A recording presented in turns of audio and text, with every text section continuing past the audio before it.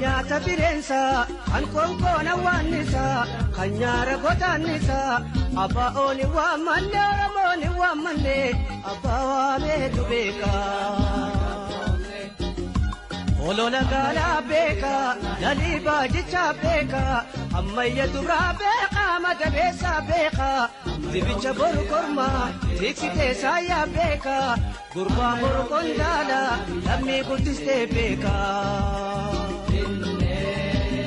ililchituun hindeessu yaa giiftiisiitu beeka mirga fiiran lolanii qoomanii geeraranii utusaan sossobamtee oromoo gurgurattee oromiyaas mokoltee wallo diinaa qal'itee. Seenaa gabaabaa gooticha Oromoo Jaallaggasaa Wagii. Jaallaggasaa Wagii abbaa isaanii obbo Wagii Meettaa haadha isaanii Aadde Busnesh ayyaanaarraa bara 1960 godina Lixa Shawwaa Koonyaa Mannaa aanaa Shinoo Meettaa Roobii ganda Guyyuu Giccii jedhamtu keessatti dhalate. Jaallaggasaa Wagii umurii isaa barmootaaf yeroo ga'u mana barumsaa sadarkaa tokkoffaa Bakkamee jedhamutti kutaa 1 hanga 4tti barate. Barmoota isaa kutaa 5 hanga 8tti ammoo mana barumsaa Hincinniitti barate. Sana booda gara Finfinneetti deemuun barumsa isaa itti fufuun kutaa 10 hanga 11tti magaalaa Finfinneetti itti fufe. Jaallaggasaa Wagii erga barumsa isaa haga kutaa 11tti baratee booda barmoota akaadaamii dhiisee barumsa makaanikummaaf konkolaataa oofuu bara 1975 keessa barate. Ogummaa isaa kanaanis hojiilee adda addaa irratti bobba'uun hojjechaa ture. Jaallaggasaa Wagii hojii daldalaa irratti bobba'uun magaalaa Dirree Dhawwaa keessatti waggaa 7 kan jiraachaa ture yeroo ta'u, hojiidhuma daldala kanaaf meeshaa daldala adda addaa fe'achuun gara dhiha Oromiyaatti deddeebi'aas ture. Jaallaggasaa Wagii obbolaa 5 kan qabu yeroo ta'u, waxabajjii 27 bara 1987 haadha warraa isaa Aadde Waynishet Geetaawuniin fuudhe. Haadha manaasaa kanarraa ijoollee durbaa 3 kan maqaan isaanii Bilisummaa Laggasaa, Fireewoot Laggasaaf Natsaannat Laggasaa jedhaman godhate. Jaallaggasaa Wagii jaalalaaf fedhii guddaa uummata isaaf qaba. Akkasumas hacuuccaan uummata isaarra ga'u boqonnaa waan isa dhorkateef bara 1990 maatii isaa jaallatu dhiisee dhiha Oromiyaa deemuun qabsoo bilisummaa hoogganummaa adda bilisummaa Oromootiin geggeeffamtutti makame. Bara 1991 barumsa siyaasaaf leenjii waraanaa marsaa 18ffaa gahummaan baratee xumurate. Dirree dhiyaatti miseensa adda bilisummaa Oromoo ta'e. Dammaqiinsaaf hubannoo Jaallaggasaa Wagii qaburratti hundaa'uun dhaaba keessatti barumsa dabballummaa bara 1991 bakka Beelmuguu jedhamtutti barate. Akka baratee baheen dirqama dabballummaa zoonii Begiitti ramadame. Zoonii kana keessatti dirqama dabballummaa gahummaan osoo bahaa jiru mootummaan Dargii kufe. Dhaabni dandeettiif gahummaa isaa ilaaluudhaan ona Qaaqeetti dirqama bulchiinsaatti ramade. Bulchaa ona kanaa yeroo turetti kaayyoo adda bilisummaa Oromoo uummata hifannaa tokko malee barsiisuun fakkii guddaa ta'uu isaatti miseensaa fi uummata biratti jaalalaaf kabaja guddaa nama horate ture.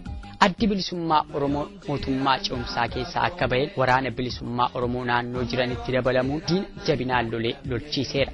Falmaa diina wajjin godhamu haga walakkeessa bara 1993 itti fufuun of ijaaruuf humna daangaa Sudaanii fi Itoophiyaa bahe waliin ture. Bara 1994 humna ijaarame walakkeessa dhiha Oromiyaatti deebi'e keessaa Jaallaggasaa Wagii tokko ture. Waboon diinaa wajjin falmaa hadhaawaa itti fufuun bara 1997 keessa hoggaa mootummaan wayyaanee magaalota Sudaan Kumrukiif Giizan rukutee qabat xurreen dhiyeessii akka hin cufamneef humna of duuba daangaatti deebi'e keessa ture. Jaallaggasaan bara 1993 hanga 1998tti sadarkaa miseensummaa irraa kaasee haga sadarkaa qondaala waraan olaanaatti dirqama fudhate. Qabsaawaa dhugaan qabsaawee qabsoo goosisedha. Bara 1998 keessa miseensota adda bilisummaa Oromoo leenjii addaaf biyya ollaatti ergaman keessas ture. Leenjii isaa xumuratee haga ramadamutti biyya ollaa keessa Oromoota jiran akka ijaaruuf dirqamni itti kennamee ture. Akka kanatti tattaaffii Jaallaggasaa godheen bara 2000 keessa Oromooti biyya ollaa keessa jiran walitti qabuun waldaa hawaasa Oromoo Eertiraa ijaaree qabsoo bilisummaa Oromoo irra qooda akka fudhatan taasisee jira. Jaalaggasaa Wagii bakkaaf haala dirqamni qabsoo isa feete hunda keessatti qooda olaanaa nama kennaa tureef gahummaadhaan dirqama itti kenname hunda nama bahaa turedha. Akka kanatti Jaalaggasaa Wagii bara 1998-99 irraa kaasee itti aanaa moonaa leenjii waraana bilisummaa Oromoo waliigalaa ta'e hojjechaa turuusaa seenaansaa ni addeessa. Bara 2000 irraa kaasee barumsaaf haaromsa waraanaa siyaasaaf tikaa erga baratee booda ajaja waboo zoonii dhiyaa Jaal Irreessaa Caalaa jalatti ajaja bobbaa fi quunnamtii dhiyaa Oromiyaa ta'uun bara 2002 dirqama dhaabaa fudhatee gara dirree dhiyaatti moonaa leenjii waliigalaa dhaabichaa irraa bobba'e. Sochii seena qabeessaaf mootummaa wayyaanee raase waboon bara 2002 baddallee dhiyaa Oromiyaa Qebbee Dambidolloo Gidaamii Begiif Mandii keessatti taa'aa turan irratti akka ajaja waraanaa fi siyaasaatti hoogganummaa mul'ataa kennee jira. Erga ajaja waraana bilisummaa Oromoo dhiyaa Oromiyaa Jaal Irreessaa Caalaa wareegamee booda hanga Sadaasa 11 bara 2008 wareegameetti ajaja waraana bilisummaa Oromoo dhiyaa Oromiyaa ta'uun falmaa hadhaawaaf gootummaan guutame diina waliin ta'a hooggana waraanaaf siyaasaa kennaa ture. Jaalaggasaa dirqama sadarkaa adda addaatti irra ture hunda keessatti gootummaan cichumminaanii fi obsaan kan dirqama isaa bahaa turee fi fakkeenya guddaa miseensota qondaaltotaaf hooggantoota adda bilisummaa Oromoo qabsaa'otaaf sabboontota akkasumas uummata Oromoo hundaaf nama tahee darbedha. Jaalaggasaa Wagii dirqama dhaabaa fudhatee zoonii dhihaa keessatti waan tureef kora sabaa adda bilisummaa Oromoo sadaffaa bara 2004 irraa hirmaachuu baatus bakka hin jirretti miseensa gumii sabaa adda bilisummaa Oromoo ta'uun filame. Dirqamaaf itti gaafatamummaa dachaan itti kenname kanas gahummaaf of kenniinsaan hagga wareegama lubbuu isaatii kennuu goota qabsoo ta'uusaa mirkaneessee jira. Jaalaggasaa Wagii bishina qaburraa tooftaaf mala qaburraa akkasumas gootummaa qaburraa uummata Oromoo hunda biratti kan baay'ee jaallatamuuf kabajamu ture. Akkasumas Jaalaggasaa Wagii diina biratti kan baay'ee sodaatamu gootummaaf abbaa tooftaa fi malaa ta'uusaa diinoti keenya utuu hin jaallatin kan ragaa bahanidha. Mootummaan gita bittuu ilmaan Tigraay TPLF wayyaaneen yeroo adda addaa humni ishii kumaatamaan lakkaawaman meeshaa gurguddaaf humna qilleensaallee osoo hin hafin duulaaf sakattaa adda addaa yeroo itti zoonii dhiyaa keessatti banaa turteetti waraana bilisummaa Oromoo hoogganuun hooggansa cimaa kennuun lolaaf lolchiisaa humna diina dirree lolaa irratti kan qindeessee qaanes gootummaa waraana bilisummaa kan mirkaneessaa turan Jaalaggasaa Wagii fi jaalleewwan isaa waliin lolaa lolchiisaa diina kuffisanii kufaa kanneen turanidha. Mammaaksi Oromoo namni gaafuma dhalate du'e jedha. Gootni maraa tokko waa du'a dabeessi garuu lamaaf sanaa ol du'a. Ammoo lubbuun dhugaaf haqaaf jedhamee bahu akkasumas lubbuun qabsoo saba ofiif kabaja uummata ofiif jedhamee kaffalamu kan seenaan bara baraan yaadatamudha. Wareegamni lubbuu qaalii taate mirga sabaaf biyya ofiif jedhamee kaffalamu wareegama akka gaara ulfaatu kan seenaan yaadataa hafudha. Mirgi saba ofii akka kabajamuuf abbaan biyyummaa uummata Oromoo harka mirkanaa'u taasisuuf waan hunda caalaa gootummaan murteessaadha. Sadarkaa gootummaa inni dhumaas wareegama lubbuu ofii mirga sabaaf biyya ofiif jedhamee kaffalamudha. Jaalaggasaanis wareegama qaalii taate kana kennuun kabajamuu mirga saba isaatiif abbaa biyyummaa Oromoof goota of kenne waan ta'eef seenaan isaa hoggayyuu bara baraan kan yaadatamu ta'a.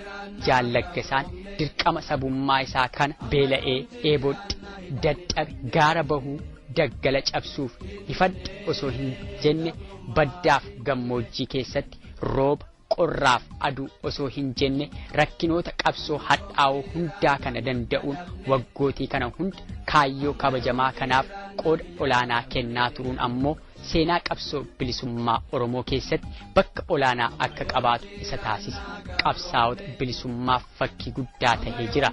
Dhiigni Jaalaggasaa dhangala'ee dhiiga akkanumaan lafatti dhangala'ee hafee fi hafu osoo hin taane dhiiga bilisummaa saba keenyaa dhiyeessuuf umurii diinaa kan gabaabsu waan ta'eef Oromoota biratti kabajaaf fakkii guddaan ilaalama.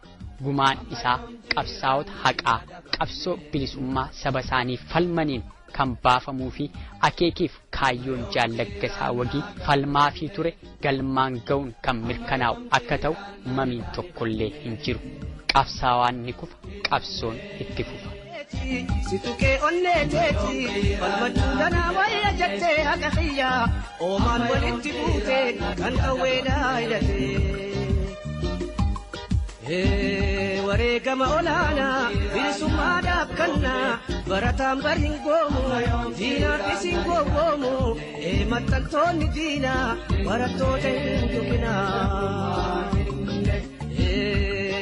Faana isaaniirraan goree foon isaaniirraa hin meelee karaan qabsoo dheeratuut amma muutuu fagaatuut eebbi kan koon boqatu amma galee rajjatuut.